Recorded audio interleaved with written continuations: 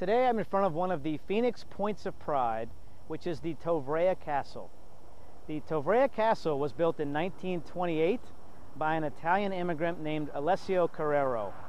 He also purchased 270 some acres around the property and then built this castle in the middle of it, which most residents of Phoenix call the wedding cake castle because it looks like a three-tiered wedding cake.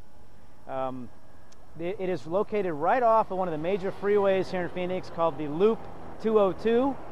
So a lot of people coming in from the East Valley get to see it on the way into work, and it's really pretty, very attractive. The Tovrea family lived in it for many years, up until 1969 when Mrs. Tovrea passed away. Her estate took it over. It fell into a slow decline state, and then the city bought it back in the 1990s, and there's been a slow resurgence of building it, renovation quality through the years. It looks very attractive now. They're redoing a lot of the landscaping around it, and hopefully within the next year or so it'll be open for visitation.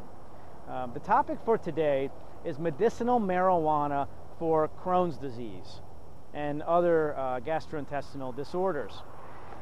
Arizona is the 15th state, in addition to the District of Columbia, to legalize medicinal marijuana for certain qualifying conditions. It has just come into play in April of 2011 that patients can get their patient ID cards for those qualifying conditions. One of those conditions in Arizona and most of the other states is Crohn's disease.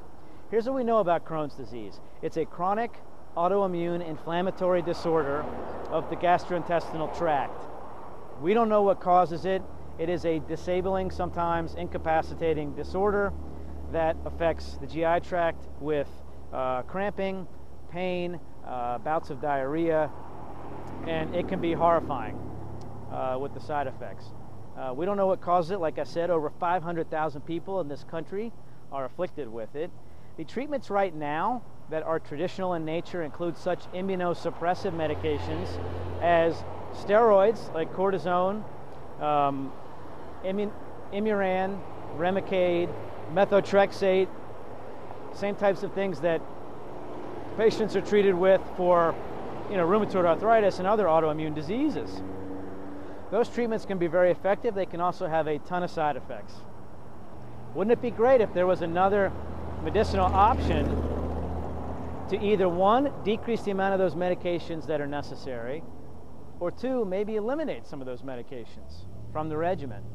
So, cortisone on a repetitive basis, for instance, like prednisone, can cause adrenal dysfunction, it can cause Cushingoid syndrome, blood sugar issues, and osteoporosis. So if it's necessary, it's necessary to help a patient live and function, but it would be great. Medicinal marijuana has been shown in numerous studies to help tremendously with the symptoms of Crohn's disease. These studies have not been huge, mind you. There was one back in 2005 that was only about 12 to 20 patients.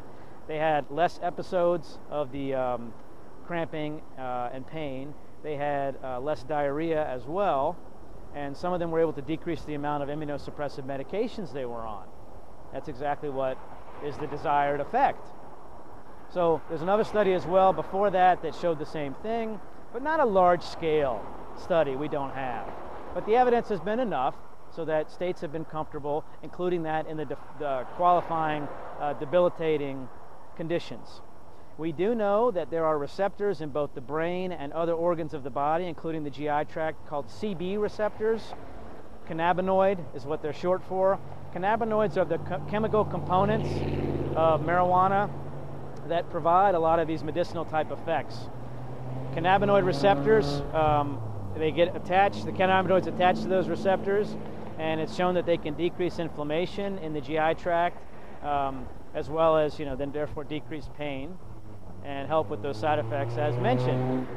So that's what we know about medicinal marijuana's effects on Crohn's disease.